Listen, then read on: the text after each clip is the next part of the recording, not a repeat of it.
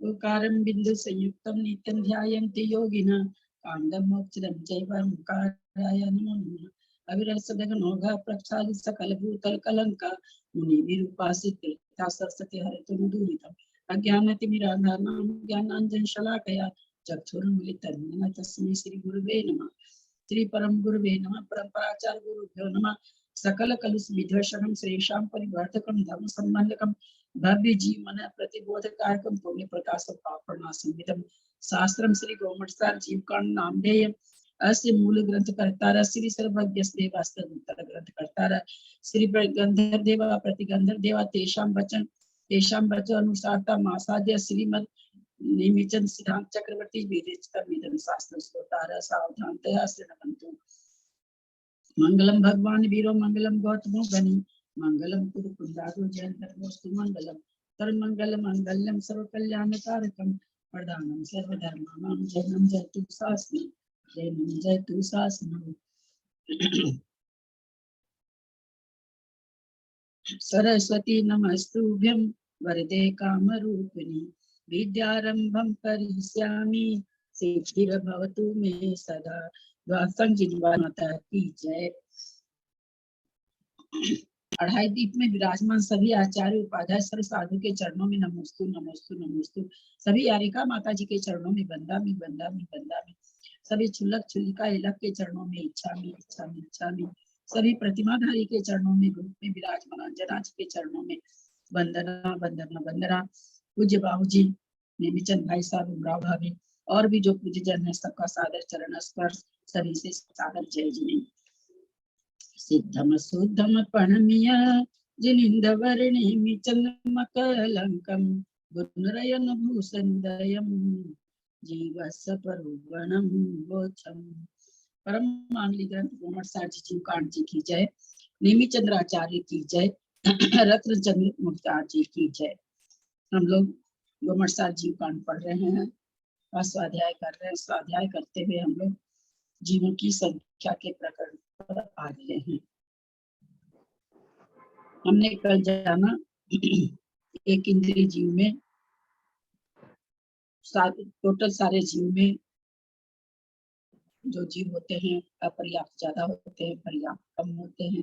फिर एक इंद्रिय जीव राशि में हमने जाना जीव ज्यादा होता है, बादर जीव कम होता है। सबके भेदों का हमने अर्थ संदृष्टि से हमने सबके भेद को, अंक संदृष्टि से भी हमने जाना। एक इंद्रिय पर्याप्तक में भी सूक्ष्म जीव राशि ज्यादा और सूक्ष्म पर्याप्तक जीव राशि कम होगी। फिर बादर एक इंद्रिय में अपर्याप्त जीव राशि ज्यादा होगी, बादर एक इंद्रिय पर्याप्त में जीव राशि कम होगी। एक इंद्रिय पर्याप्तक जीव ज्यादा होंगे, एक इंद्रिय पर्याप्तक जीव कम होंगे, एक इंद्रिय पर्याप्तक जीव ज्यादा होंगे। ऐसा कल हमने अर्थ संदृष्टि के द्वारा कैसे निकलता है हम सब ने देखा। अब गाथा नंबर 178, 179, 180 किसी को पढ़ने का मन है तो पढ़े, शुद्धता से पढ़े। गाथा का उच्चारण थोड़ा सा कड़ा है तो इसलिए थोड़ा सा शुद्धता से पढ़ने की कोशिश करें। मैं पढ़ूं अभी? पढ़ने की कोशिश करूंगी शुद्धता से, जितना मुझसे बनेगा मैं पढ़ती हूँ। दीति जय पैमान मसंके अहिद पदर गुलेन हिद पदरम तीन कम पड़ी भागो आविलिया संक भागो। बहुत अच्छा। कोई और पढ़े दूसरी गाथा? पढ़ना किसी को भाव है तो पढ़े।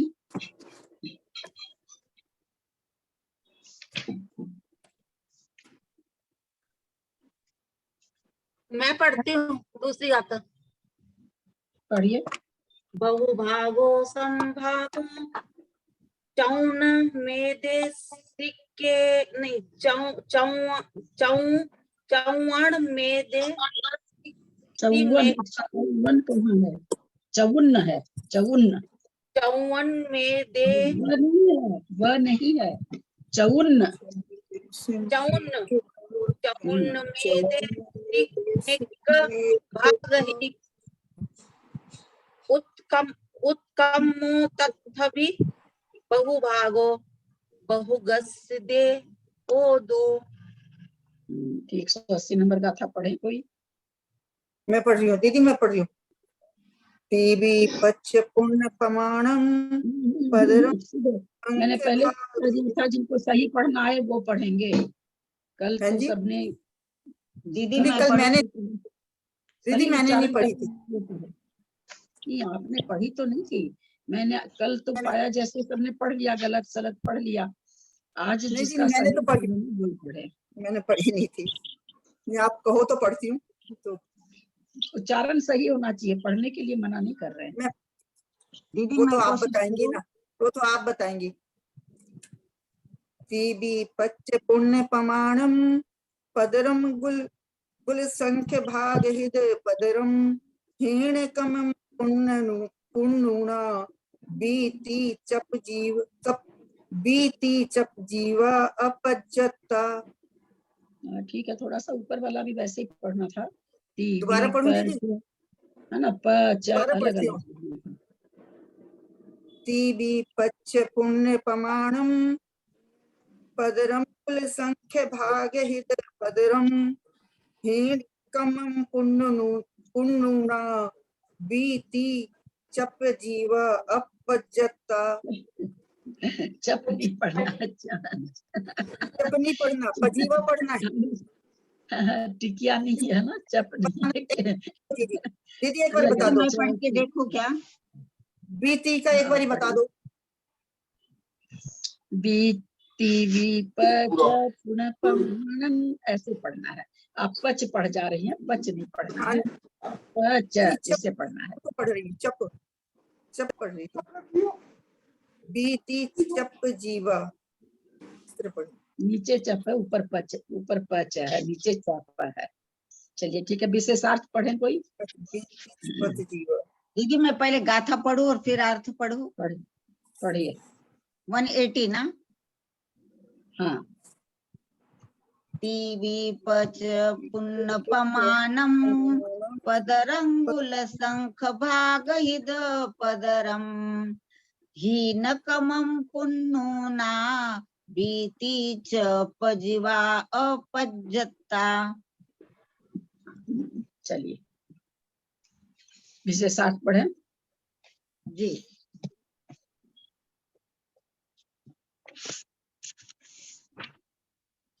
गाथार्थ नहीं पढ़े क्या दीदी, सिर्फ विशेषार्थ पढ़े?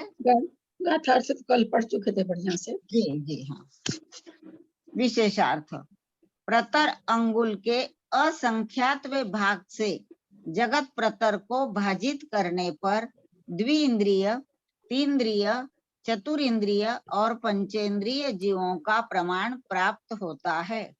किंतु एक मिनट, इसमें 2 इंद्रिय, 3 इंद्रिय, चतुरिंद्रिय, पंचेंद्रिय जीव सभी हैं कि कुछ है कुछ नहीं है? गैस चेक कर लो तो थोड़ा।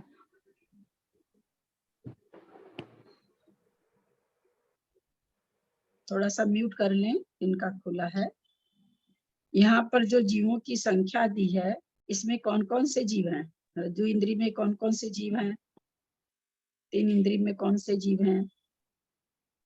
इसमें दोनों है, पर्याप्तक और अपर्याप्तक दोनों जीवों का वर्णन किया गया।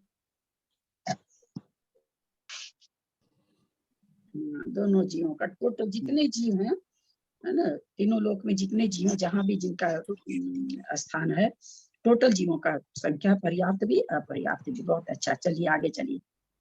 किंतु द्विंद्रिय जीवों के प्रमाण से त्रिइंद्रिय जीवों का प्रमाण हीन है और त्रिइंद्रिय जीवों के प्रमाण से चतुरिंद्रिय जीवों का प्रमाण हीन है। चतुरिंद्रिय जीवों के प्रमाण से पंचेंद्रिय जीवों का प्रमाण हीन है। इस प्रकार ये क्रम से हीन है। इसका स्पष्टीकरण इस प्रकार है।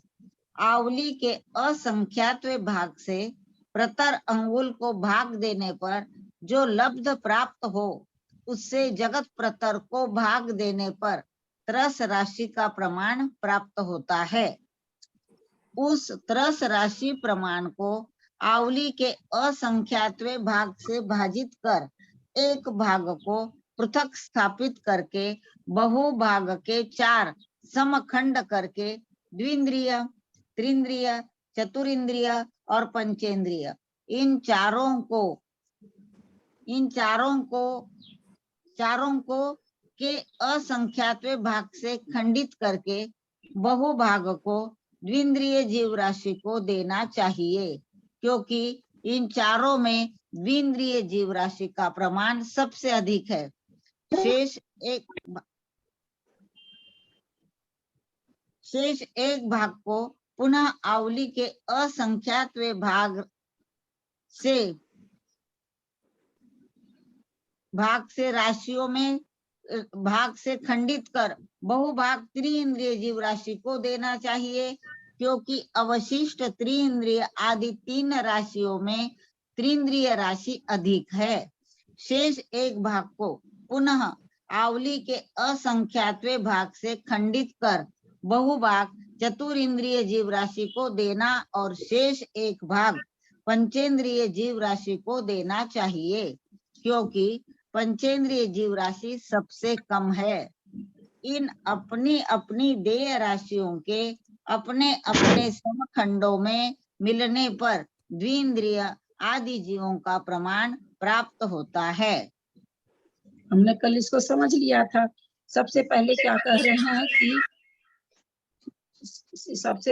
कह रहे हैं कि भाई आप सारे त्रस्त जीवों की राशि का प्रमाण निकालना। तो कहते हैं प्रतर अंगुल को पहले असंख्यात से भाग दें, जो भागफल आए उसे फिर जगत प्रतर को, जिसको प्रतिभाग कहते हैं, जगत प्रतर को भाग दें। तो भाग करने पर जो संख्या प्राप्त होती है 2 इंद्रिय 3 इंद्रिय त्रस्त जीवों की संख्या प्राप्त होती है। परंतु कहते हैं त्रस्त जीवों की संख्या तो हमें प्राप्त हो गई, किंतु इसमें जो संख्या है, इस संख्या में 2 इंद्रिय सबसे अधिक है, 3 उससे कम है, 4 उससे कम है, 5 उससे कम है। कितने कम है? फिर आगे कह रहे हैं इसका इस प्रकार से कि आवली के असंख्यातवें भाग से प्रतर अंगुल को भाग देने पर जो लब्ध हो, उससे जगत प्रतर को भाग देने पर त्रस्त राशि का, जो कि ऊपर बताया उन्होंने, आवली के प्रतर है ना, प्रतर अंगुल के असंख्यातवें भाग से, आवली के असंख्यातवें भाग से प्रतर अंगुल का असंख्यातवां भाग, उसके लिए कह रहे हैं आवली के असंख्यातवें भाग से, जो असंख्यातवां भाग वहां पर है प्रतर अंगुल के असंख्यातवें भाग से। प्रतर अंगुल में जो असंख्यातवें भाग से दे रहे हैं वो कितना है? तो कह रहे हैं आवली के असंख्यातवें भाग से, जो असंख्यातवां भाग ऊपर है वो क्या है? आवली का असंख्यातवां भाग, उससे प्रतर अंगुल को भाग देकर जो लब्ध हो उसको फिर प्रतर जगत प्रतर में भाग देने पर पूरी त्रस्त राशि आ गई। जितनी भी त्रस्त राशि होती है पूरे तीनों लोकों में उसकी राशि आ गई, एक इंद्रिय को छोड़कर त्रस्त राशि आ गई। उस त्रस्त राशि प्रमाण को आवली के असंख्यातवें भाग से भाजित कर फिर उसको आवली के असंख्यात में भाग से भाजित करके एक भाग को अलग रख देते हैं और बहु भाग के 4 खंड कम करके 2 इंद्रिय 3 इंद्रिय 4 इंद्रिय में बराबर बराबर दे देते हैं, जो कि कल हम लोगों ने किया था। 48 48 48 आया था। फिर जो 64 बच गया था, 256 जीव माने गए थे, 256 जीव में आवली का संख्यात्मक भाग 4 माना गया था, 4 से भाजित किया गया था तो 192 आया था। अब वो जो 64 आया था, 64 जो आया था 192 को तो 4 में बांट दिया था और 64 जो आया था उसको फिर वापस बांटे थे सब में। तो वही कह रहे हैं इन चारों को बहुभाग करके 2 इंद्रिय 3 इंद्रिय 4 इंद्रिय पंचेंद्रिय चारों में हीन अधिकता से रहित यानी बराबर बराबर एक एक समखंड देना चाहिए। पृथक स्थापित एक भाग को पुनः आवली के संख्यात्मक भाग से, जो कि 4 माना गया था, उससे खंडित करे। बहुभाग 2 इंद्रिय जीव राशि को, त्रिइंद्रिय जीव राशि को, ऊपर जो भाग हुआ था तो चारों को सम राशि दी गई थी। जब वापस एक भाग रखा गया था उसका जब भाग किया जा रहा है तो उसमें बहुभाग जो है 64 में सबसे पहले 16 चौका 64, 16 माइनस करके बचा 48। तो वो कहते हैं यहाँ पर पहले शुरू किससे हो रहा? 3 इंद्रिय से। इससे ऐसे पता चलता है कि जब त्रस्त जीव में 3 इंद्रिय जीव सबसे ज्यादा है, पर्याप्त जीव की बात चल रही है। फिर एक भाग बचा था 64 में से 16 बचा था, फिर उसको 4 से भाग दिए थे फिर 4 से भाग देके 12 आया था, तो 416 आया था। 16 में 4 घटा के फिर 12 2 इंद्री को दिए थे। फिर 4 में 4 से भाग दिए थे, 1 आया, 1 को 4 में से घटा के 3 आया था, वो पंचेंद्री को दिए थे। और जो पुनः 1 बचा था वो चतुरिंद्री को दिया गया था। कल हमने इसको अंक संदृष्टि से भी समझा और अर्थ संदृष्टि से भी समझा था। शेष दीदी एक ज्यादा वाले भाग को तो द्विइंद्रिय को दिया ना। हाँ, ज्यादा वाले को तो द्विइंद्रिय को दिया ना, वो 96 हो गया था। 3 इंद्री को दिए थे। जो पूरी वैसी राशि तो 2 इंद्रिय को ज्यादा थी और पर्याप्त अच्छा, राशि। नहीं, एक मिनट। अभी त्रस जीवों का विभाजन हो रहा है, पर्याप्त अपर्याप्त का नहीं हो रहा। ठीक है। शेष एक भाग को पुनः आवली के असंख्यात्मक भाग से खंडित कर बहुभाग चतुरिंद्री को देना है। शेष एक भाग पंचेंद्रिय जीव राशि को देना है। ये टोटल इसमें पर्याप्त अपर्याप्त की संख्या आई है, क्योंकि पंचेंद्रिय जीव राशि सबसे कम है। इन अपनी अपनी देह राशियों के अपने अपने समखंडों पर मिलाने पर 2 इंद्रिय आदि जीवों का प्रमाण प्राप्त होता है, जो कि हम लोगों ने कल देखा था। अब उसके बाद पर्याप्त जीवों का जब बंटवारा होगा, पर्याप्त जीव जब निकाले जाएंगे तो उसमें 3 इंद्रिय ज्यादा आएंगे। नीचे का पढ़ें। हाँ दीदी, इसका इन्होंने ये दिया है कि सिद्धांत चक्रवर्ती श्रीमद अभय चंद्र सूरी की टीका के अनुसार ये लिखा है उन्होंने, ऐसा नीचे दिया है ना। त्रिइंद्रिय पर्याप्त जीव, द्विइंद्रिय पर्याप्त जीव, पंचेंद्रिय पर्याप्त जीव और चतुरिंद्रिय पर्याप्त जीवों का प्रमाण प्राप्त करने के लिए जगत प्रतर को प्रतरांगुल के संख्यात्वे भाग से खंडित करना चाहिए।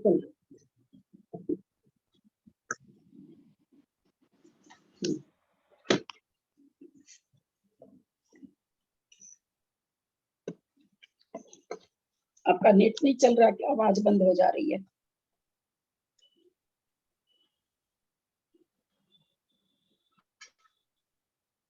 पढ़े दीदी? आवाज दीदी पढ़े क्या? आवाज नहीं आ रही क्या आपको? हम सोचे आपका आवाज नहीं आ रहा। हाँ पढ़िए ना। हाँ हाँ जो लब्ध, हाँ पढ़िए।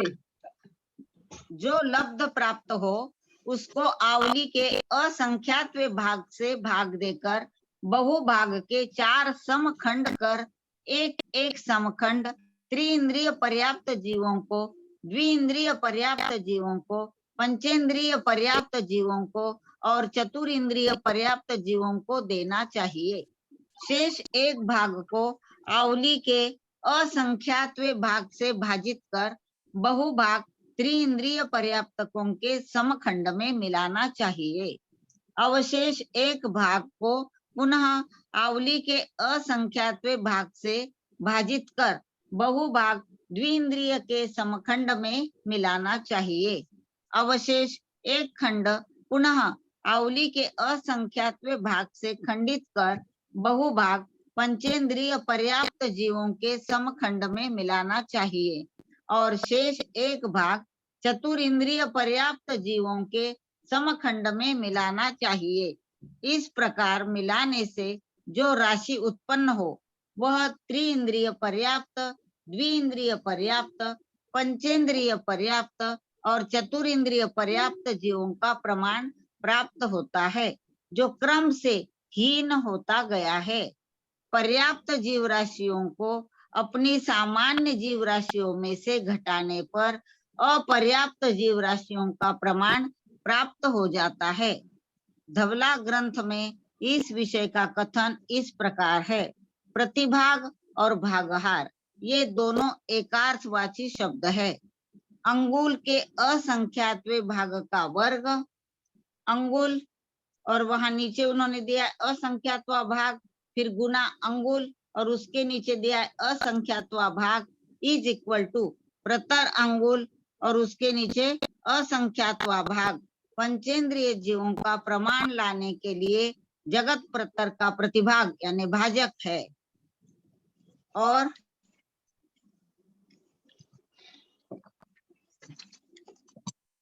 सूच्यंगुल के संख्यात्वे भाग का वर्ग यानी प्रतरांगुल और डिवाइडेड बाय संख्यात्वा भाग। पंचेंद्रिय पर्याप्त जीवों का प्रमाण लाने के लिए जगत प्रतर का प्रतिभाग है। आवली के असंख्यात्वे भाग से सूच्यंगुल को भाजित करने पर जो लब्ध प्राप्त होता हो उसको वर्गित करने पर, यानी प्रतरांगुल डिवाइडेड बाय आवली का असंख्यात भाग द्विइंद्रिय जीवों का अवहार काल यानी भाजक होता है। द्विइंद्रियों के अवहार काल को आवली के असंख्यात्वे भाग से भाजित करने पर जो लब्ध प्राप्त हो उसको उसी द्विइंद्रियों के अवहार काल में मिला देने पर द्विइंद्रिय अपर्याप्त जीवों का अवहार काल होता है। इस द्विइंद्रिय अपर्याप्तकों के अवहार काल को आवली के असंख्यात्वे भाग से भाजित करने पर जो लब्ध प्राप्त हो उसे उसी द्विइंद्रिय अपर्याप्त के अवहार काल में मिला देने पर त्रिइंद्रिय जीवों का अवहार काल होता है। इन त्रिइंद्रिय जीवों के अवहार काल को आवली के असंख्यात्वे भाग से भाजित करने पर जो लब्ध प्राप्त हो उसको उसी अवहार काल में मिला देने पर त्रिइंद्रिय अपर्याप्त जीवों का अवहार काल होता है।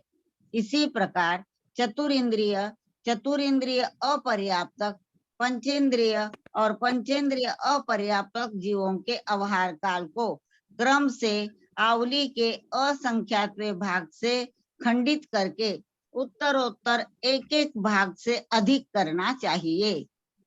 अनंतर पंचेंद्रिय अपर्याप्त जीवों के अवहार काल को आवली के असंख्यात्वे भाग से गुणित करने पर प्रतरांगुल के संख्यात्वे भाग प्रमाण त्रिइंद्रिय पर्याप्तकों का अवहार काल होता है। इसे आवली के असंख्यात्वे भाग से भाजित कर जो लब्ध प्राप्त हो उसको उसी त्रिइंद्रिय पर्याप्तकों के अवहार काल में मिला देने पर द्विइंद्रिय पर्याप्तकों का अवहार काल होता है।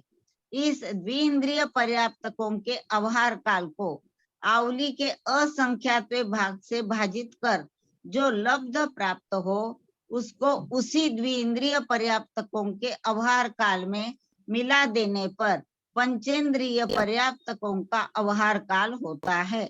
पंचेंद्रिय पर्याप्तक जीवों के इस अवहार काल को आवली के असंख्यात्वे भाग से भाजित करने पर जो लब्ध प्राप्त हो उसको उसी पंचेंद्रिय पर्याप्त जीवों के अवहार काल में मिला देने पर चतुरिंद्रिय पर्याप्त जीवों का अवहार काल होता है। इन अवहार कालों से पृथक पृथक जगत प्रतर के भाजित करने पर अपने अपने द्रव्य यानी जीव राशि का प्रमाण आता है।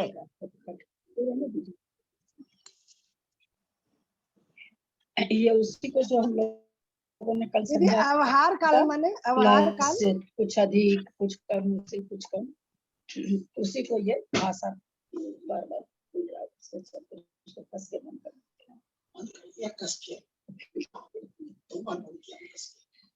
ये दीदी उससे कल अवहार हम काल लोगों ने जो माने समझा था, जिसका अंग संदृष्टि से हमने समझा था, वही चीज है। हाँ, क्या बोल रहे हैं?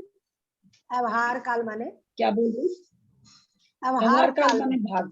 अवहार काल माने भाग देने वाली संख्या। अच्छा, है ना? जैसे क्या कह रहे हैं, देखिए कहाँ पर अवहार काल, एक मिनट। ये अवहार काल तो बहुत जगह आया है। हाँ, हर बहुत जगह जगह आया है। कई एक जगह से देखिए लिखा हुआ ना, दो इंद्रियों का अवहार, ऊपर तीसरी लाइन में देखिए, दो इंद्रियों का अवहार काल मतलब भाजक, है ना? जिससे भाग देते हैं उसको अवहार काल कहते हैं। इसी में लिखा हुआ है। हाँ जी, इस शुरू तरह में से अपने इसको अंग संदृष्टि और अर्थ संदृष्टि से हम लोग समझ चुके थे। ये मार्गना, अपनी इंद्रिय मार्गना, और इसकी संख्या का वर्णन बहुत अच्छी तरह से खुलासा बिल्कुल पर्याप्त अपर्याप्त का अपनी काय मार्गना में आने वाला है, जो बहुत होना चाहिए। काय मार्गना में चूंकि इसका होना चाहिए, एक इंद्रिय का, खास करके एक इंद्रिय का तो होना ही चाहिए, रस का भी होना चाहिए, पर एक इंद्रिय का तो होगा ही होगा। तो हम लोग ये मार्गना पूरी एक बार ये 2-3 लाइन बची है दीदी, पढ़ ले है ना? 2-3 लाइन बची है, इसको पढ़ लेते हैं। उपरयुक्त सिद्धांत चक्रवर्ती श्रीमद अभय चंद्र सूरी कृत टीका और अध्यात्म ग्रंथ धवल इन दोनों कथनों में मात्र विधि का अंतर है। इन दोनों कथनों के अनुसार प्राप्त जीव राशियों के प्रमाण में अंतर नहीं है। इस प्रकार गोमट सार जीव कांड में इंद्रिय मार्गना नामक 7वां अधिकार पूर्ण हुआ। कहते हैं केवल जैसे विधि में अंतर है, जैसे मान लीजिए कि 16 में 4 से भाग देना है, तो आप क्या करें, नीचे वाले 4 को 2 गुना 2 लिख दिए, फिर ऊपर वाले 16 को भी आप 2 गुना 2 गुना 2 गुना लिख दिए, और फिर 2 से 2 को काट दिए, 2 से 2 को काट दिए, 2 दूनी 4 बचा। एक ये विधि भी है। एक विधि वैसे भी है कि 16 में 4 का टेबल पढ़ के 4 चौक 16 करके काट दिए। तो वही चीज यहाँ कहना चाह रहे हैं कि विधि का अंतर है। जीवों की जो संख्या आ रही है दोनों प्रकार से, दोनों तरह का सिद्धांत, दोनों तरह की रचना इन्होंने दी। रचन सूत्र और धवला ग्रंथ का, दोनों का इन्होंने यहाँ पर दिया। पहले वाला रचन सूरी का है, दूसरा धवला ग्रंथ से। तो वही जानना कह रहे हैं इसमें कि भाई दोनों विधि अलग है, परंतु तो विधि का आपको कहे बस, जैसे मान लीजिए कोई कैसे भाग देता, कोई जिसको जैसे भाग देना आसान लगता वैसे देता है, तो उसी तरह से दोनों का संख्या जबकि एक ही है, विधि का अंतर है। अधिकार खत्म हुआ है। 9 बार नमोकार जपे सब कोई।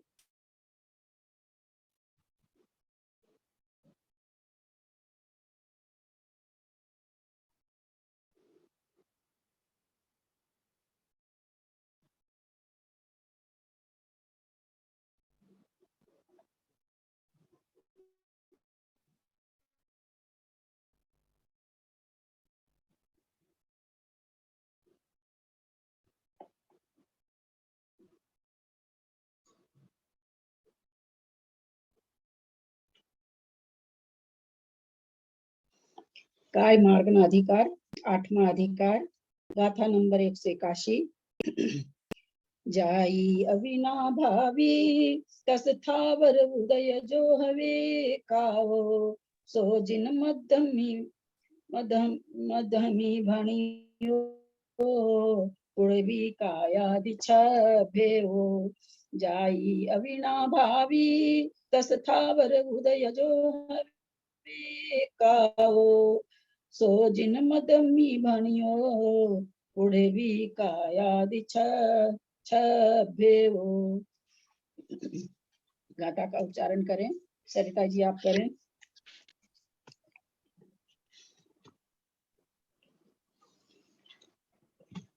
गाथा का उच्चारण करें। जाई अविना भावित भावित तस, जाई अविना भावी तस थावर उदय जो हवे काओ, सो जिन मध्यमी मध्यमी सो जिन मध्यमी भणियो उडवी कायादि छभेओ।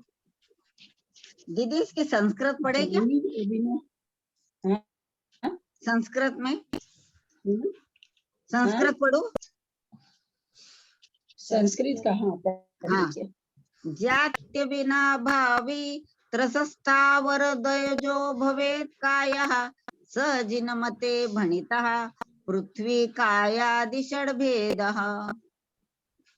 जाई अविना भावी, जाई माने जाति, अविना भावी माने अविना भावी, तस माने त्रस, थावर माने स्थावर, उदयोज माने उदय से, त्रस थावर के उदय से, हवे काओ काय होती है। जाति अविना भावी, जाति नामकरण के अविना भावी, त्रस व स्थावर नामकरण उदय से जो होता है वह काय है, हवे काओ काय है। सो जिन मदमी भणियो, ऐसा सो माने वह, जिन मत में, सप्तमी का एक वचन है, जिन मत में प्राकृत भाषा का है, जिन मत में भणियो माने कहा गया है, ऐसा जिन मत में कहा गया है। पुडवी कायादि छभ्य हो, ऐसा वह पृथ्वी कायादि 6 प्रकार के काय होती है। फिर से एक बार, जाई माने जाति, अविना भावी माने अविना भावी, यानी जहाँ जाति नामकरण होगा वहाँ है त्रस स्थावर का उदय होगा। जाति नामकरण के उदय से उसके अविना भावी त्रस और स्थावर के उदय से जो काय होती है जिन मत में ऐसा कहा गया कि वही पृथ्वी आदि छह प्रकार की है। छह मैंने 6 प्रकार की कही गई है। जाति नामकरण के अविनाभावी त्रस्व स्थावर नामकर्मोदय से काय होती है, वह जिनमत में पृथ्वी काय आदि के भेद से 6 प्रकार की कही गई है। विशेषार्थ पढ़ें, आप लोग पढ़ें कोई? मैं पढ़ रही हूँ। हाँ पढ़ी पढ़ी। विशेषार्थ जाति नामकरण के साथ अविनाभावी संबंध रखने वाला ह्रस्व स्थावर नामकरण है। उसके उदय से उत्पन्न हुई आत्मा की ह्रस्व रूप व स्थावर रूप पर्याय काय है, ऐसा सर्वज्ञ वीतराग के मत में कहा गया है। त्रस जीव है अथवा जिनके यहाँ से आवाज आ रही है थोड़ा म्यूट कर लें, जिनके यहाँ से आवाज आ रही हो।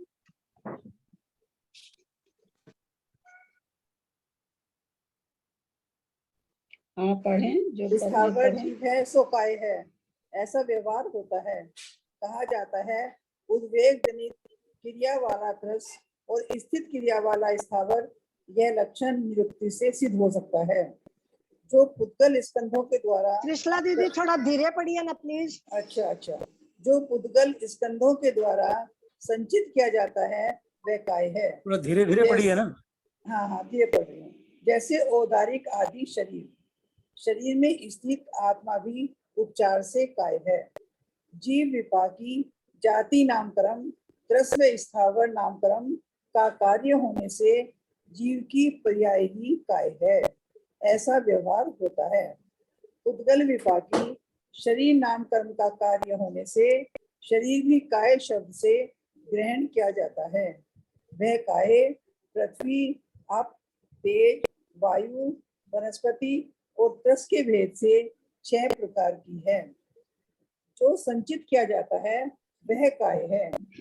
ईंट आदि के संचय के साथ व्यभिचार दोष भी नहीं आता, क्योंकि पृथ्वी आदि कर्मोदय से इतना विशेषण लगा लेना चाहिए। क्या कह रहे हैं? जाति नामकरण के साथ अविनाभावी संबंध रखने वाला त्रस्व स्थावर नामकर्म है, जो कि जाति नामकरण के साथ साथ चलता है। 1 इंद्री, 2 इंद्री, 3 इंद्री, 4 इंद्री, 1 इंद्री जाति, 2 इंद्री जाति, 3 इंद्री जाति, 4 इंद्री जाति।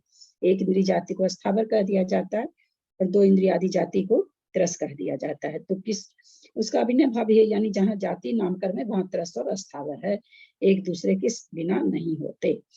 उसके उदय से उत्पन्न हुई आत्मा की त्रस रूप व स्थावर रूप पर्याय काय है, ऐसा सर्वज्ञ वीतराग के मत में कहा गया। तो ये जो त्रस पर्याय और स्थावर पर्याय किसकी हो रही है यहाँ पर, आप लोगों को अगर याद हो तो जिसमें पुद्गल विपाकी जीव विपाकी प्रकृति समझी गई थी, उसमें उस समय जाति नामकरण को जीव विपाकी में रखा गया था। क्यों, क्या कहा जाता है, ये 2 इंद्री जीव है, ये 3 इंद्री जीव है, इससे मतलब हम जीव का परिचय दे रहे हैं, तो इसलिए जाति नामकरण को वहां पर जीव विपाकी कहा गया था। वही चीज यहाँ पर बता रहे हैं। त्रस जीव है अथवा स्थावर जीव है सो काय है, ऐसा व्यवहार होता है, कहा जाता है। उद्वेग जनित क्रिया वाला यानी जो भी चंचलता रूप क्रिया वाला तो त्रस होता है, और स्थित क्रिया वाला स्थावर। यह लक्षण निरुक्ति से सिद्ध हो सकता है। निरुक्ति अर्थ के द्वारा तो कहा जा सकता है कि जो स्थित क्रिया वाला है वो स्थावर है, और जो उद्वेग जनित यानी चंचलता वाला है वो त्रस है। ये निरुक्ति अर्थ निकलता है, वास्तव में तो अर्थ अपने स्थावर नामकर्म के उदय से स्थावर जीव होता है, त्रस नामकर्म से त्रस जीव होता है, एक ये चीज भी है। और जब कहा जाता है कि त्रस वो जो चलता फिरता वो त्रस है, तो वहां पर शंका अपने पंचास्तिका में उठाई गई थी कि वायु भी चलती है, जल भी चलता है, तो फिर तो ये भी चलने के हिसाब से इनको भी त्रस जीव चाहिए। तो फिर वहां पर कहा गया था कि नहीं, स्थावर नामकरण के उद्देश्य से जिस जीव एक इंद्रिय जीव है उनको स्थावर जीव कहा गया था। वही चीज यहाँ पर बहुत अच्छी तरह से समझा रहे हैं कि जो हम ये लोग चलता फिरता है वो त्रस है, जो स्थित है वो स्थावर है। ये हम एक शब्द के निरुक्ति अर्थ से निकाल पाते हैं। ये शब्दार्थ नहीं बनता, निरुक्ति अर्थ है। जो पुद्गल स्कंदों के द्वारा संचित किया जाता है वह काय। काय कैसी है? जो पुद्गल स्कंदों का पुद्गल स्कंदों समूह है, जैसे उदारिक आदि शरीर। शरीर में स्थित आत्मा भी उपचार है, तो दो इंद्रिय को लट, तो उसकी काया भी जीव कहला रही है उस समय। तो वो आत्मा भी, आत्मा के लिए कहा जा रहा है कि दो इंद्रिय जीव है, यानी उसका जो काय का उपचार है वास्तव में तो आत्मा में हो गया। जीव विपाकी जाति नामकरण, आप लोग को अगर याद हो तो जीव विपाकी नामकरण था। जीव विपाकी जाति नामकरण त्रस व स्थावर नामकरण का कार्य होने से जीव की पर्याय ही कार्य है। जीव की जो पर्याय है वही काय है, ऐसा व्यवहार होता है। जीव की पर्याय को ही काय कहा जाता है। दो इंद्रिय जीव है, तीन इंद्रिय जीव है, यानी जीव की जो पर्याय बन रही है, जैसी पर्याय बन रही है उसी को काय कहते हैं। पुद्गल विपाकी शरीर नामकरण का कार्य होने से शरीर भी काय शब्द से ग्रहण किया जाता है। शरीर जो जैसे औदारिक शरीर, वैकिलिक शरीर, तो कहते हैं ये शरीर चूंकि पुद्गल विपाकी, पुद्गल परमाणुओं के समूह से बनता है, तो इसलिए शरीर को काय कह दिया जाता है। वह पृथ्वी का, वह काय पृथ्वी, अप, तेज, वायु, वनस्पति, त्रस के भेद से 6 प्रकार की है। जो संचित किया जाता है वह काय है। चूंकि पुद्गल परमाणुओं का संचय होता है तब काय बनती है। ईट आदि के संचय के साथ व्यभिचार दोष भी नहीं आता, क्योंकि पृथ्वी आदि कर्मोदय से इतना विशेषण लगा लेना चाहिए। कह रहे हैं कि जो संचय किया जाता है वह काय है। ये कोई कह दे कि भाई पृथ्वी के लिए तो दोष आता है, पृथ्वी जो फैली हुई है पृथ्वी, तो उसको कहते हैं। तो कहते हैं कि जब ये शब्द यह अर्थ किया जाता है कि जो संचित किया जाता है वह काय है, तो फिर ईट आदि में भी काय, पृथ्वी का पृथ्वी कहने पर कोई व्यभिचार दोष नहीं आता। वो भी पुद्गल, पृथ्वी रूपी पुद्गल परमाणुओं का समूह ही है, ऐसा यहाँ पर हेतु दे रहे हैं। चलिए शंका पढ़िए।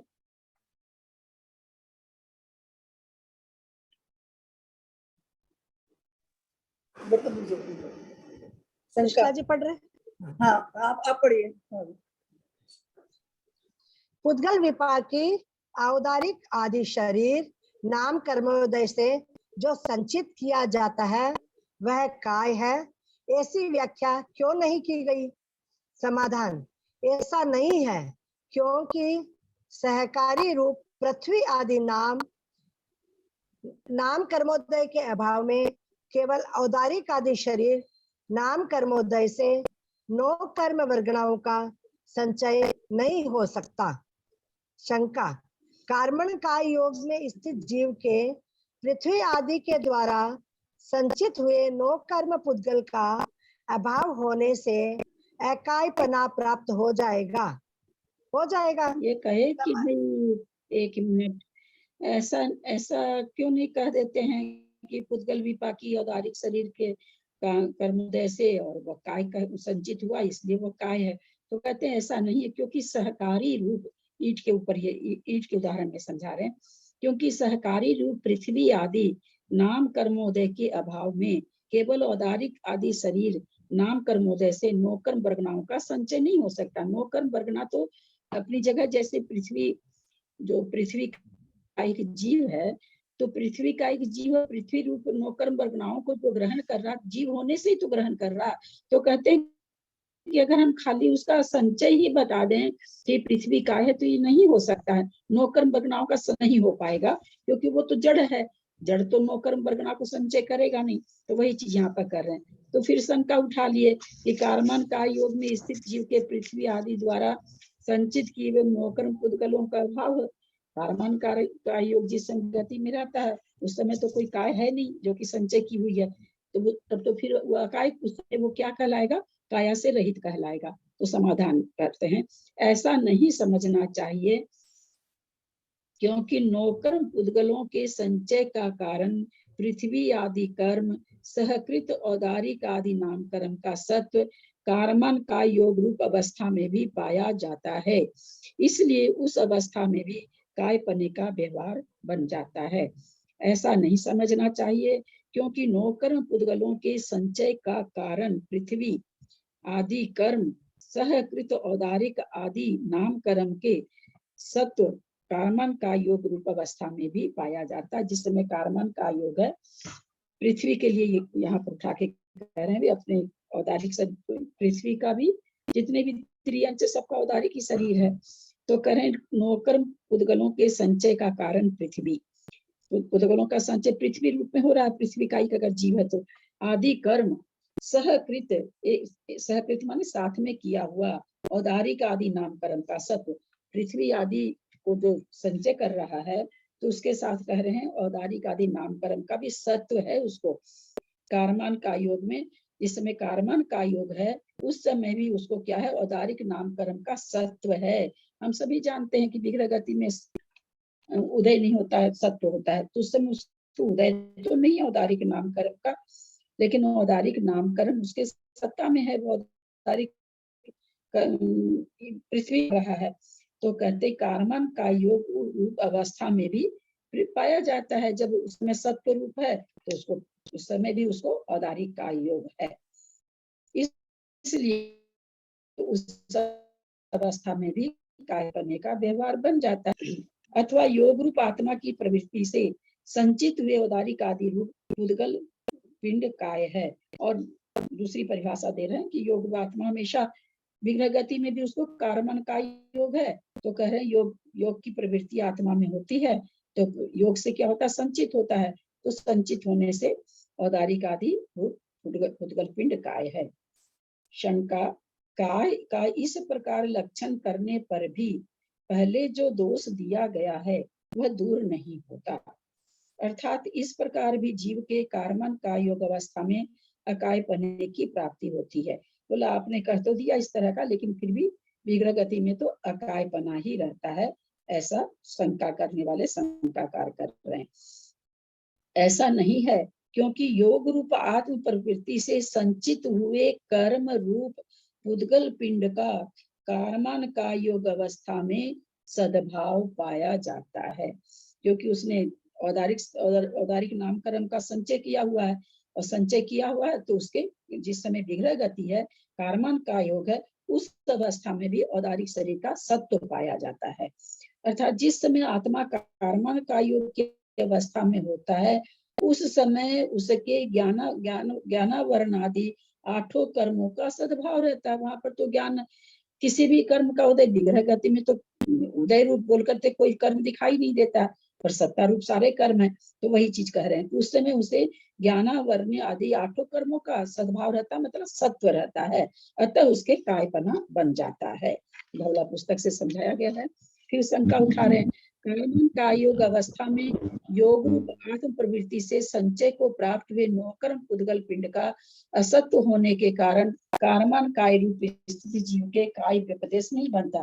क्या कह रहे हैं कि कार्मन का योग में नौकर्म वर्गना को ग्रहण करता है कि नहीं जीव? नहीं करता। कार्मन का, हाँ,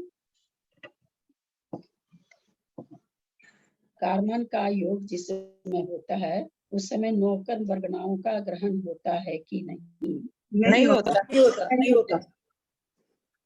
क्योंकि विग्रह गति है, नौकर्म वर्गनाओं को जैसे ही ग्रहण करता है वैसे तो कार्मन का योग खत्म हो जाता है और मिश्र का योग हो जाता है ना। तो कार्मन का योग जब तक विग्रह गति है तब तक तो 1 समय 2 समय 3 समय के लिए वो अनाहारक कहलाता है। नौकर्म जैसे ही ग्रहण करता है वैसे तो वो आहारक बन जाता है और मिश्र का योगी बन जाता है। विक्रियक हो, औदारिक हो, आहारक हो, जो भी हो, उस समय वो मिश्र का योगी बन जाता है। तो ये शंका फिर उठा रहे हैं, कार्मन का योग अवस्था में योग रूप आत्म प्रवृत्ति से संचय को प्राप्त हुए 9 कर्म पुद्गल पिंड का असत्व होने के कारण, क्योंकि उससे पुद्गल पिंड, 9 कर्म रूप पुद्गल पिंड को तो ग्रहण नहीं कर रहा है, तो वही कहता है कि कह रहे हैं असत्व होने के यानी सत्ता नहीं होने के कारण कार्मन का योग में स्थित जीव के काय यह व्यपदेश नहीं बन सकता। अब उस समय काय रूपी जो औदारिक काय का जो नौकर्म वर्गना जो ग्रहण करेंगे तब आएगा, तो वो तो उस समय है ही नहीं, उसके असत्व है, तो वो फिर काय नहीं कहला सकता। इस शंका फिर उठाए हैं। समाधान, नौकर्म पुद्गल पिंड की संचय के कारण भूत कर्म का कार्मन का योग अवस्था में भी सद्भाव होने से कार्मन का योग में स्थित जीव के काय यह संज्ञा बन जाती है, कहा भी है। क्या कहना चाह रहे हैं कि यदि वो नौकर्म पूतगल पिंड को ग्रहण नहीं किया है का संचय, लेकिन उसको संचय करने का कर्म उसके साथ विद्यमान है, क्योंकि कर्मों के कारण ही नौकर्म वर्गना अगर मुक्त हो जाए तो नौकर्म वर्गना ग्रहण ही नहीं करेगा, लेकिन उसके पास कर्म है, उन कर्मों के कारण वो नौकर्म वर्गना को ग्रहण करेगा, इसलिए उसको काय संज्ञा बन जाती है। गाथा दे रहे हैं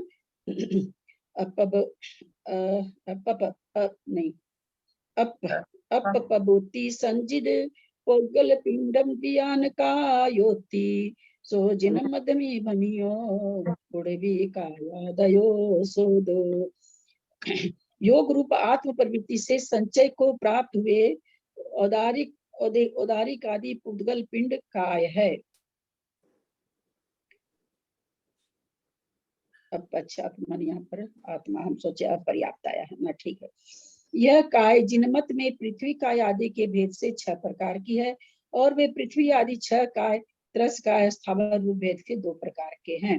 कथा का अर्थ है अपपबुद्धि संजिद, अपपबुद्धि माने आत्मा की प्रवृत्ति से, संजित माने संचय को प्राप्त हुए, पुद्गल पिंड वियान कायोति काय कहा गया है, पुद्गल पिंड को काय कहा गया है। पृथ्वी रूप शरीर को पृथ्वी काय कहते हैं, यह जिनके पाया जाता है उन जीवों को पृथ्वी कायिक कहते हैं। शंका, पृथ्वी कायिक इस प्रकार लक्षण करने पर कार्मन काय योग में स्थित जीवों के पृथ्वी कायिक नहीं बन सकता है। फिर ये कह दिया कि आप उसको पृथ्वी कायिक जीव अगर कह रहे हैं तो ये तो नहीं बनेगा, क्योंकि वहां पर काय नहीं है। यह बात नहीं है, जिस प्रकार जो कार्य अभी नहीं हुआ है उसमें यह हो चुका, इस प्रकार का उपचार किया जाता है ना। उपचार तो अपने लोग करते हैं, हम बम्बई जा रहे हैं, जाने का भी ठिकाना नहीं, अभी तो सूटकेस ऊपर से उतार रहे हैं। उसी प्रकार कार्मन यहाँ पर छूटा हुआ लगता है यार, 1 मिनट देखते हैं, शुद्धि पत्र में देखते हैं।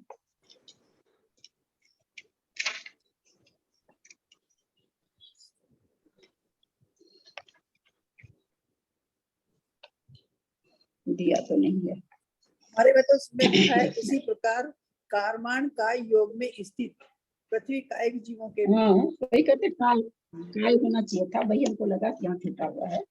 कार्मन काय योग में स्थित पृथ्वी कायिक जीवों के भी पृथ्वी कायिक संज्ञा बन जाती है, अथवा जो पृथ्वी कायिक नाम कर्मोदय के वशवर्ती हैं उन्हें पृथ्वी कायिक कहते हैं, क्योंकि उनके कौन सा कर्म है बंधा हुआ, पृथ्वी काय नाम, पृथ्वी कायिक जीव का बंधा हुआ है तो वे पृथ्वी कायिक कहलाते हैं। इसी प्रकार जल कायिक आदि को भी जान लेना चाहिए। पृथ्वी अच्छे से मालूम है। मंजू म्यूट कर लो। शंका, पृथ्वी आदि कर्म तो असिद्ध हैं। पृथ्वी बोल के कोई कर्म है नहीं, आपने कह दिया कि पृथ्वी आदि कर्म के उदय से वो ऐसा कहला रहा, नाम पृथ्वी कायिक नाम कर्म उदय से पृथ्वी कायिक जीव कहला रहा, तो उन्होंने शंका कर दी कि पृथ्वी आदि कर्म तो असिद्ध है, कोई पृथ्वी बोल के तो कोई कर्म है ही नहीं। समाधान, नहीं, क्योंकि पृथ्वी कायिक आदि कार्य का होना अन्यथा बन नहीं सकता, इसलिए पृथ्वी आदि नाम कर्मों के अस्तित्व की सिद्धि हो जाती है। उन्होंने कह दिया कि नहीं, पृथ्वी नाम कर्म का, क्योंकि जो विग्रह गति में जीव रहता है उस समय उसका नाम क्या रहता है, पृथ्वी रहता है ना, उस समय उसका नाम पृथ्वी जीव रहता है, जिस समय इसमें रहता है। साधारण से फैली हुई जो पृथ्वी है उसको पृथ्वी कहते हैं, विग्रह गति में पृथ्वी जीव रहता है। जब पृथ्वी को शरीर बना लेता है तो पृथ्वी कायिक हो जाता है, जिस पृथ्वी में से जीव निकल जाता है उसको पृथ्वी कायिक कहते हैं।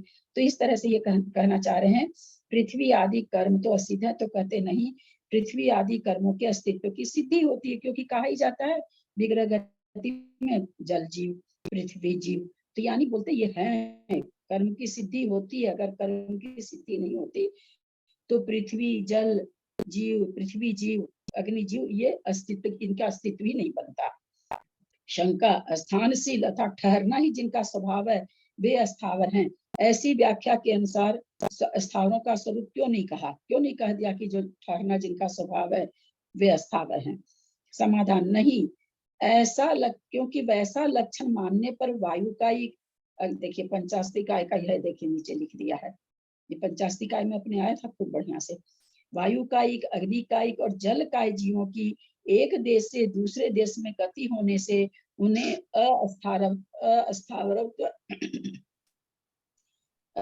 अस्थावरत्व का प्रसंग प्राप्त होगा। शंका, इसलिए उनको क्या, किस लिए नहीं कहा गया कि भाई जो ठहर के रहते चलते फिरते नहीं है उसको अस्थावर जीव कहते हैं। ये व्याख्या, ये जो परिभाषा हम लोग बच्चों को शुरू में हालांकि पढ़ाते हैं, जब बच्चों को शुरू में पहचान कराते हैं तो इस तरह से हम लोग बोलते हैं, समझाते हैं, लेकिन वास्तव में ये परिभाषा सही नहीं है।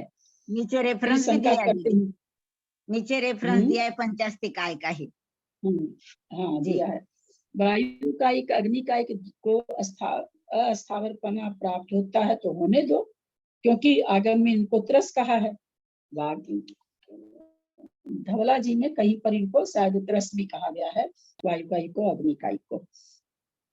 प्रतिशंका, वह कौन सा आगम है? प्रतिशंका का उत्तर, वह आगम इस तरह से है। तीर्थावर तनुज होगा अनिलालन काययते सुतसा मन परिणाम विरहिता जीवा इंद्रिया नेया। उन पांच में से पृथ्वी कायिक, ये भी पंचास्तिकाय से है, ये गाथा भी, जो गाथा दिया गया है पंचास्तिकाय की गाथा है। उन पांच में से आया था, अपने पंचास्तिकाय पढ़े थे तो आया भी था। उन पांच में से पृथ्वी काय, जल काय, वनस्पति काय, ये तीन तो अस्थावर हैं। अग्नि काय, वायु का दो त्रस हैं। पृथ्वी, जल, वनस्पति, अग्नि पांचों है, वायु, ये पांचों ही मन परिणाम से रहित हैं और एक इंद्रिय भी हैं। ये उन्होंने समाधान, नहीं क्योंकि उक्त आगम सूत्र है, ऐसा निर्णय नहीं हुआ है। ऐसा नहीं हुआ होगा निर्णय, अपने लोग पंचास्तिकाय में पढ़े थे। दूसरे, इस आगम का द्वादशांग के सूत्र से विरोध आता है, और अगर ये है भी तो कह रहे हैं द्वादशांग के सूत्र से, मतलब उसमें ये फिक्स नहीं बैठता, उससे विरोध आता है। वह सूत्र आपकी कौन सा आवाज है? ठीक नहीं आ रही है दीदी, टूट टूट के आ रही है आवाज आपकी, थोड़ी बीच में टूट के आ रही है आवाज आपकी।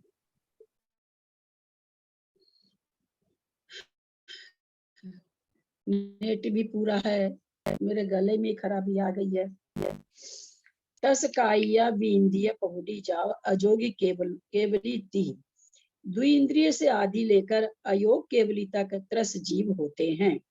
पारिशेष न्याय से इसी सूत्र के द्वारा यह जाना जाता है कि एक इंद्रिय जीव अस्थावर हैं। ये धवला पुस्तक से है।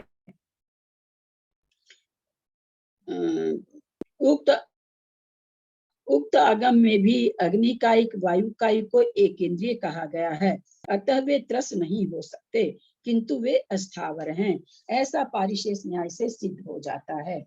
स्थानशील अस्थावर होते हैं, यह निरुक्ति व्युत्पत्ति मात्र भी है। निरुक्ति अर्थ मतलब अस्थावर, निरुक्ति अस्थावर का निरुक्ति अर्थ हो जाता है, जिसको कहते अस्थ स्थित जो रहे वह अस्थावर है। तो इनका कहना है कि वो तो निरुक्ति अर्थ। भाभी निरुक्ति हाँ? माने क्या है? हाँ, निरुक्ति किसको कहते हैं? उक्ति के द्वारा अर्थ करना, तो कहते हैं उक्ति के द्वारा, एक शब्दार्थ होता है, एक उक्ति के द्वारा, उस शब्द की उक्ति के द्वारा अर्थ कर देना निरुक्ति अर्थ हो जाता है। यह निरुक्ति व्युत्पत्ति मात्र ही है, इसमें गौ शब्द को व्युत्पत्ति की तरह प्रधानता से अर्थ का ग्रहण नहीं है। गौ शब्द की व्युत्पत्ति की तरह, जैसे गौ को कहा गया ना कि जो गमन करती है वह गौ है, तो इस तरह से उसका व्युत्पत्ति अर्थ करा गया है। तो कह रहे हैं ऐसा इसमें अर्थ ग्रहण नहीं है कि जो स्थित है वो अस्थावर हैं, ऐसा व्युत्पत्ति अर्थ इसका नहीं बनता है। पृथ्वी, अप, तेज, वायु और वनस्पति, ये पांचों ही अस्थावर नाम कर्मोदय के कारण अस्थावर हैं। ये भी धवला पुस्तक 1 से है। त्रस नामकरण के उदय से जिन्होंने त्रस पर्याय को प्राप्त किया है वे त्रस हैं, ये भी धवला पुस्तक से है। त्रसी उद्वेग, शंका, त्रसी उद्वेगे, इस धातु से त्रस शब्द की उत्पत्ति हुई है, जिसका यह अर्थ होता है कि जो उद्विग्न है अर्थात भयभीत होकर भागते हैं वे त्रस हैं। समाधान नहीं, क्योंकि गर्भ में स्थित अंडे में बंद मूर्छित और सोते हुए जीवों में उक्त लक्षण घटित नहीं होने से उनके अत्रसत्व का प्रसंग आ जाएगा। जो अंडा में स्थित जीव है वो थोड़ी कहीं भाग रहा है कि डर से भाग रहा है कर रहा, लेकिन अंडा है तो दो मतलब त्रस्त जीव।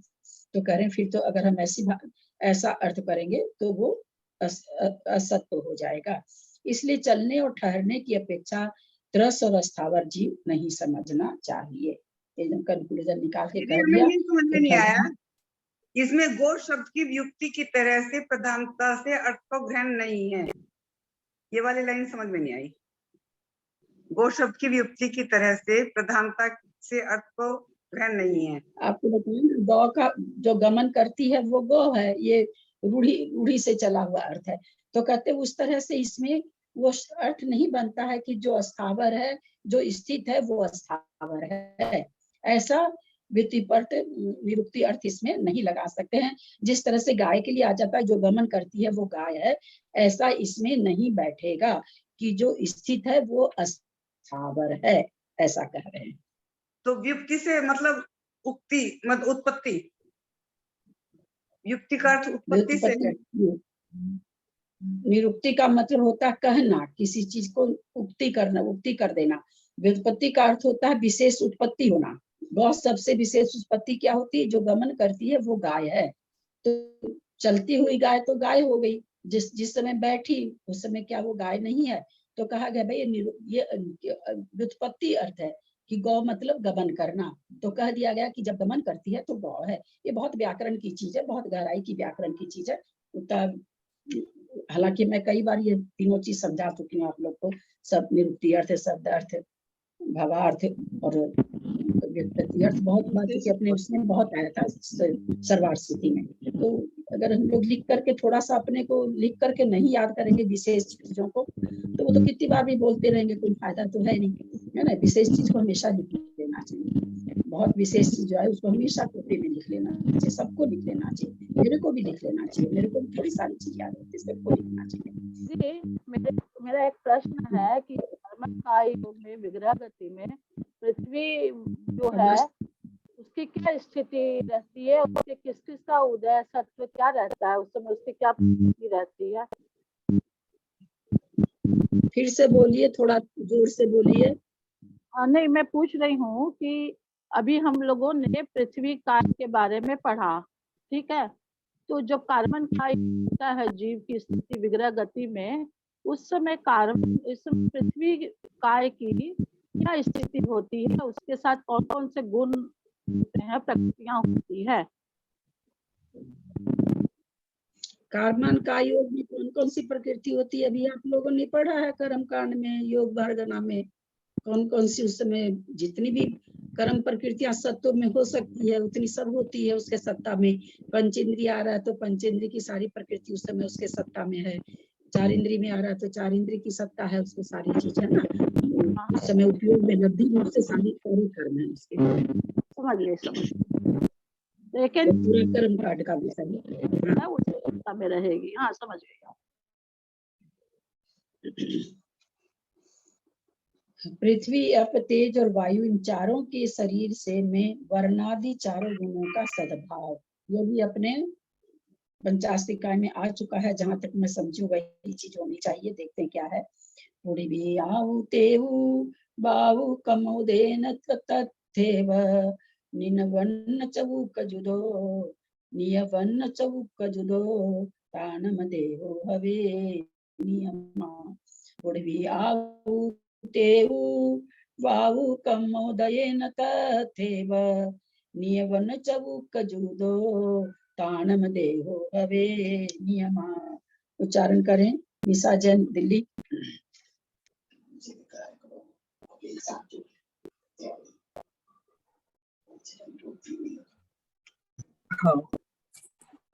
पुड़वी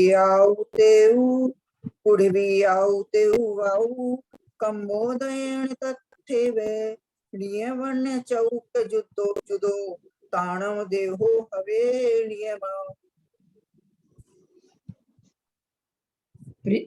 पूर्वी आउ तेऊ, पृथ्वी आउ माने जल, तेऊ माने तेज अग्नि, वायु माने वायु, कमोदय न कर्म के उदय से, तथेव उनका, नीय वर्ण चौक जुदो, अपने शरीर नाम मतलब नीय वर्ण चौक जुदो, जुदो माने क्या होता है अपने इसमें प्राकृत भाषा में? जुदो का मतलब क्या? कुछ शब्दों का अर्थ हमने बहुत बताया आप लोगों को। जुदो माने मिलाकर, मिलाकर, मिलाकर मिलाकर, सही सही, सहित, रहित नहीं होकर के सहित होता है। पंचास्ती का ऐसे ये शब्द आ रहा है अपने पास।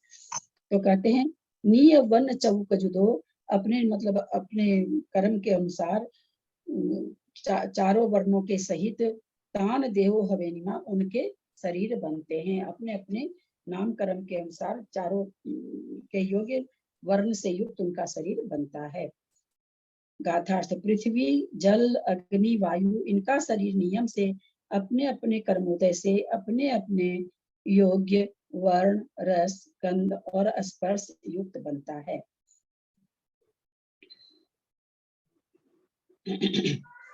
वैशेषिक की मान्यता अनुसार पृथ्वी जल अग्नि और वायु चार धातु में हैं। इनमें से पृथ्वी में वर्ण रस गंध स्पर्श चारों हैं। याद आया कि नहीं आप लोगों को? पंचास्तिकाय में पढ़े थे हम लोग। किंतु जल में गंध नहीं है, अग्नि में गंध और रस इन दो का अभाव है, और वायु में रस गंध रूप इन तीन का अभाव है। किंतु वैशेषिक का ऐसा कहना युक्त नहीं है। ये कौन कहते हैं? वैशेषिक ऐसा कहते हैं कि पृथ्वी में तो चारों चीज पाई जाती है, जल में तीन गुण पाए जाते हैं, अग्नि में 2 गुण पाए जाते हैं और वायु में 1 गुण पाया जाता है। हो गया। क्योंकि इन चारों धातुओं के शरीर के निर्माण का कारण एक ही प्रकार के परमाणु हैं, किंतु परिणमन विशेष के कारण किसी में कोई गुण व्यक्त रहता है और कोई गुण अव्यक्त रहता है। जैसे भैया इन्होंने कहा पृथ्वी में चारों गुण है, पृथ्वी के चारों गुण व्यक्त हैं, हमें पता चलता है। इनका यह कहना कि इनको जो पृथ्वी जल अग्नि और वायु के जो शरीर बनते हैं, इनके शरीर बनने के जो 9 कर्म परमाणु हैं वे अलग अलग नहीं है, सबके एक जैसे ही हैं। जो रह गया गुण की बात, तो यहाँ कह रहे हैं कि भाई किसी में तो गुण प्रकट रहता है, किसी में अव्यक्त रहता है। तो कहते हैं किंतु परिणमन विशेष के कारण किसी में कोई गुण व्यक्त रहता है और कोई गुण अव्यक्त रहता है। किसी में गंध गुण अव्यक्त रहता है, किसी में गंध और रस, और किसी में गंध और रस वर्ण, ये 3 गुण अव्यक्त रहते हैं, जिसके कारण इंद्रियों द्वारा उनका ग्रहण नहीं होता।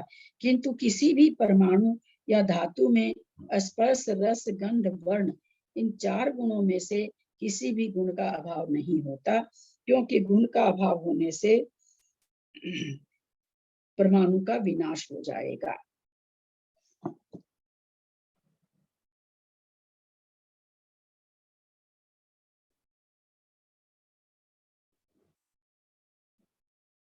देखिए 85 काय की गाथा नंबर 70 में ये था, और इसका हम लोग टीका से उस समय पढ़े थे, कोई टीका थी अपने लोग के पास में उस समय। 70 नंबर गाथा का विश्लेषण है ये। समय हो गया है, आगे का स्वाध्याय कल करेंगे।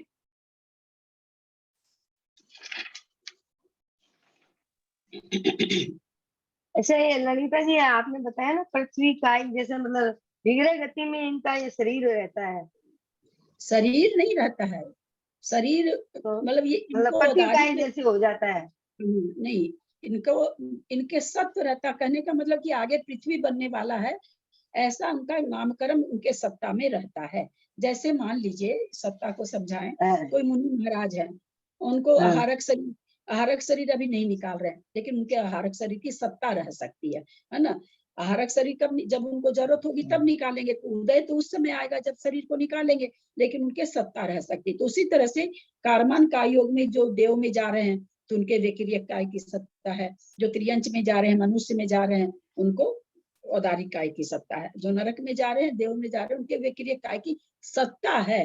वहां पर बना नहीं है शरीर अभी, लेकिन उनको यही शरीर बनेगा, ऐसा कर्म उनके सत्ता में है। ठीक है, यदक्षमात्रा पदवाक्यहीनं मया प्रमादादि किञ्चनोक्तं तन्मे क्षमित्वा विदधातु देवी सरस्वती केवल बोधलब्धिं बोधि समाधि परिणाम शुद्धि स्वात्मोपलब्धि शिव सौख्य सिद्धि चिंतामणि चिंतित वस्तुदानि त्वं वन्दमानस्य ममास्तु देवी यावानी के ज्ञान ते सुझे लोकालोक सोबानी मस्तक चढ़ो सदा दे तुम दो हे जिनवानी भारती तो ही जपूं दिन रहन जो तेरा शरणा गए सो पावे सुख चैन देव भजू अरहंत को गुरु से हो निर्ग्रंथ दया धर्म पालू सदा यही मोक्ष का पथ व्यासन जिनवानी माता की जय नोवार नमोकार।